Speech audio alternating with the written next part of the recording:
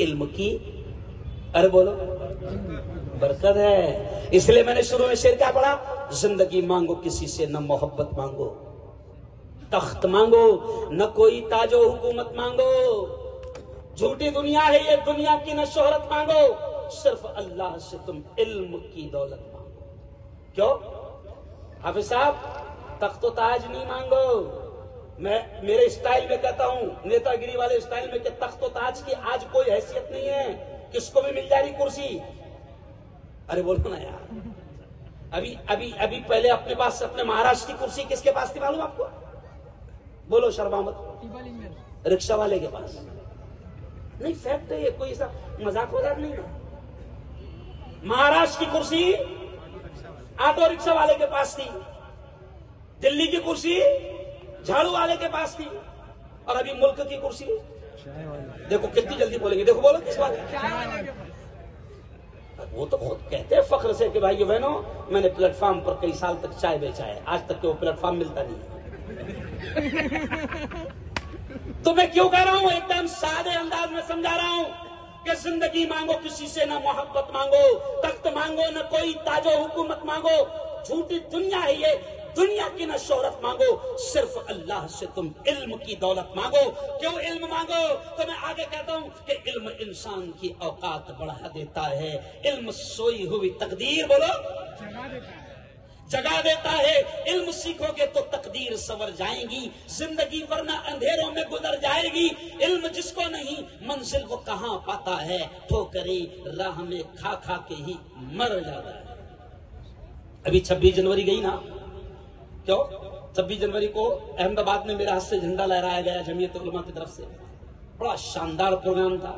تو 26 جنوری کو ایک جملہ میں نے کہا، شکیل بھائی ایک جملہ میں نے کہا، مولانا 26 جنوری کو میں نے کہا کہ دیکھو 26 جنوری کو ہمارے سنویدھان کے لاگو ہونے کا دن منایا جاتا ہے، لیکن سنو سنویدھان کے لکھنے والے خاص طور سے اس ٹیم کے مضبوط ادھیکش ڈاکٹر بھیم راؤ صاحب امبیڈکر، میں نے ذکر کیا احمد آباد میں کہ ڈاکٹر بھیم راؤ صاحب امبیڈکر آج پورا ملک 26 جنوری کو ان کو سلام پیش کر رہا ہے. کیوں؟ تو میں نے کہا کہ ایک وقت ایسا تھا کہ یہی بابا صاحب امبیڈکر سے کچھ لوگ اتنی نفرت کرتے تھے کہ بابا صاحب اگر کسی گلاس کو ہاتھ لگا لے تو گلاس پھینک دیا جاتا تھا، بابا صاحب کسی کی دالان میں قدم رکھے تو دالان کھول جاتی تھی، بابا صاحب کسی پلیٹ میں مٹکے میں ہاتھ ڈال دے تو مٹکا پھوڑ دیا جاتا تھا. لیکن علم، میں دنیا کے علم کی بات کر رہا ہوں کہ دنیا کے علم میں بھی خدا نے اتنا پاور رکھا ہے کہ وہی بھیم راؤ صاحب بابا امبیڈکر جب لا اور قانون کا علم حاصل کرتے ہیں، فورین جاتے ہیں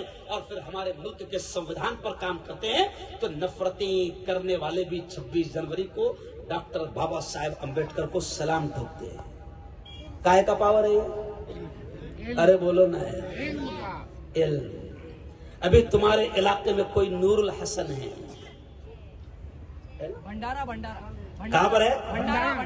بھنڈارا میں نے ان کی خبر لگائی تھی، اس لیے مجھے یاد ہے، میں نے میرے چینل پر خبر لگائی. کیوں؟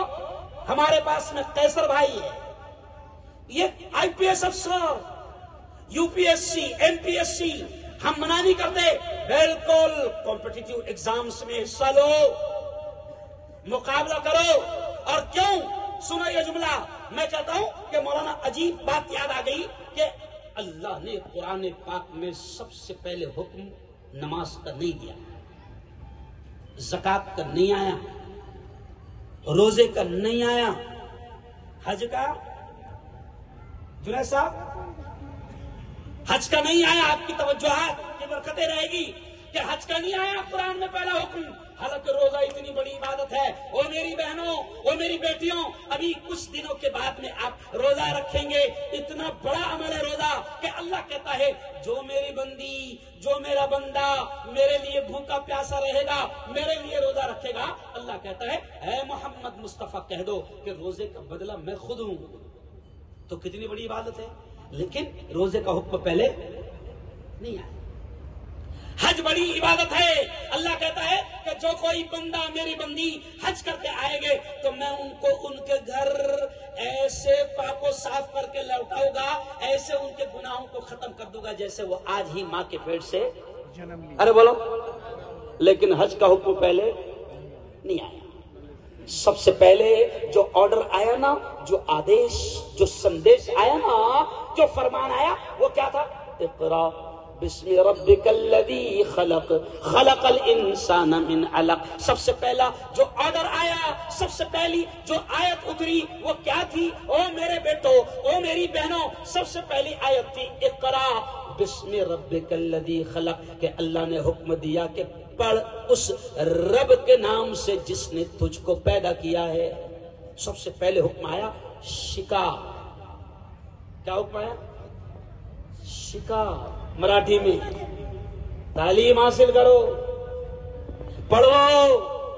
آج کمال کی بات ہے، ایک جگہ میں گیا تو مسلمانوں سے میں نے کہا، جوانوں کا بڑا طبقہ تھا، تھوڑا سا سلم ایریا تھا محبوب بھائی، تو میں نے وہاں پر کہا کہ بتاؤ قرآن سے عشق ہے کہ نہیں؟ تو بولے بالکل ہے۔ قرآن سے پیار ہے؟ بالکل ہے۔ اتنا پیار ہے کہ اگر قرآن کی کوئی توہین کرے، بے عزتی کرے تو مسلمان جوان اس کی جان لینے کو تیار ہو جاتا ہے، وقت پڑے تو جان دینے کو بھی تیار ہو جاتا ہے، اتنا پیار ہے۔ تو پھر میں نے دھیرے سے کہہ دیا، جب قرآن سے اتنا پیار ہے تو قرآن کا پہلا حکم ہے پڑھ، تو پڑھتا کیوں نہیں؟ کیا بھائی؟ اچھی اچھی اسکولیں مسلمانوں کھولو، بہترین اسکولیں کھولو، میں آپ سے کہہ رہا ہوں، بہترین کالجز کھولو۔ اللہ نے جن کو طاقت دی ہے، پاور دیا ہے، مال دیا ہے، وہ اسکولیں بھی چلاؤ۔ یہ جملہ کہہ کے آگے پھر میں دین کی تعلیم پر آ رہا ہوں، یہ اس لیے کہہ رہا ہوں کہ مسلمانوں، ہمارا سنویدھان ہمیں اپنی اسکول کھولنے سے نہیں روکتا۔